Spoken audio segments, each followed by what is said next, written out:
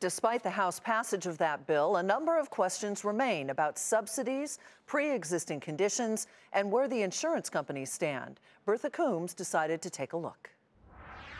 Congressional leaders and the White House celebrated the passage of the American Health Care Act, saying by repealing Affordable Care Act regulations, they will be able to bring down premium costs for Americans. People are suffering so badly with the ravages of Obamacare. And I will say this, that as far as I'm concerned, your premiums, they're going to start to come down. One of the ways the House bill does that, letting states opt out of ACA insurance benefit requirements to allow the sale of less costly plans. For insurers, that adds new complexity. At this point, there's so much uncertainty. When you start talking about state waivers, it's not clear what the states are going to do as a consequence of that. The bill also gives states the option of taking some high-cost enrollees with pre-existing conditions who may have to drop coverage and putting them in separate high-risk pools, providing up to $15 billion a year through 2026.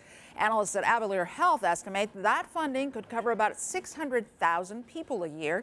But in Texas alone, there are nearly 200,000 with pre-existing chronic conditions who qualify. The former chief of healthcare.gov says it may not be enough. There is this thing called invisible risk sharing, which is something that exists right now within the ACA. That $15 billion of that is dedicated to. We just don't know how big the number of states are. If there are 2 states, that probably there's more than enough money. If there's 15 states, there's probably not close to enough money. For next year, the bill would leave Obamacare tax credits tied to premiums in place, but after that would replace them with credits ranging from $2,000 to $4,000 a year, depending on your age.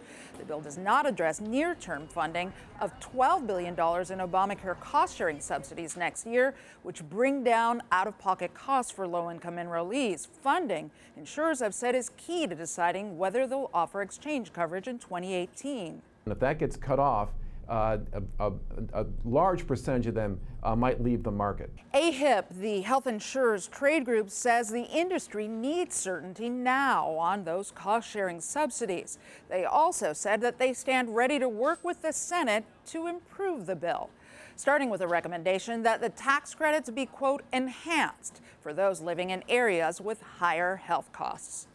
Bertha Coombs, Nightly Business Report, New York.